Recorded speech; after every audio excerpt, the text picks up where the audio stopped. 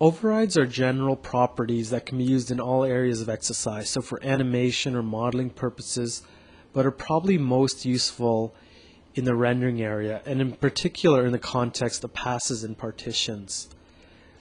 What overrides are general properties that can be applied to any object or group. So really quickly, I'm going to apply an override to the background object partition.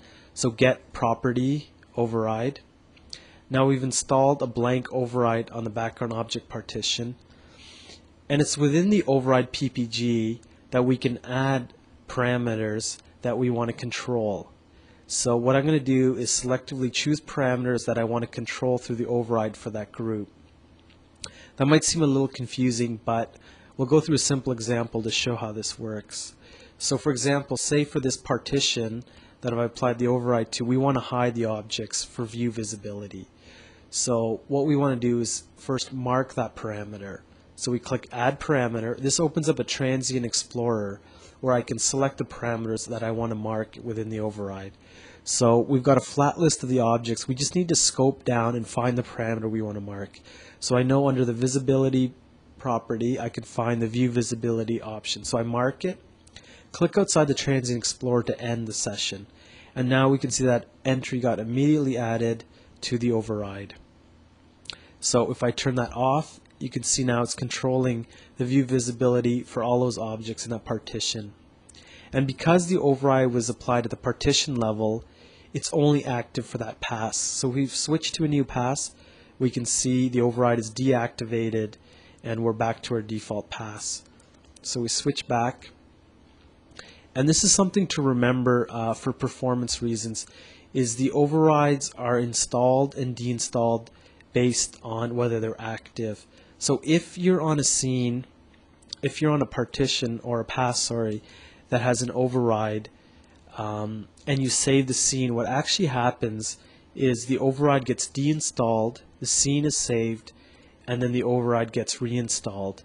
So something that you want to keep in mind when you're working with large scenes is always save your scene on a pass that doesn't contain any overrides.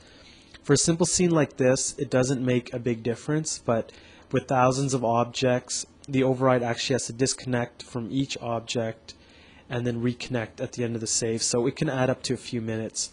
So that's something to really keep in mind.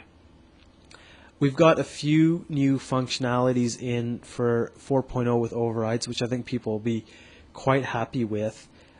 We can now scope down and you can actually see the entries you've got in the override. So we can mark the entry by selecting it and actually remove the marked parameter from the override PPG.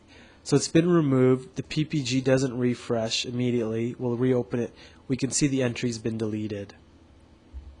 Also, overrides now support animation. So that's great news because what we can do is now overwrite animated parameters. So say in the past you'd animate the visibility of your objects locally and then you want to control them through a partition. It wasn't possible because the override did not store F-curve data or animation. So the local animation on the object's view visibility would overwrite the override settings. So now we can actually key the visibility over time through the override and have that work. So that's good news too.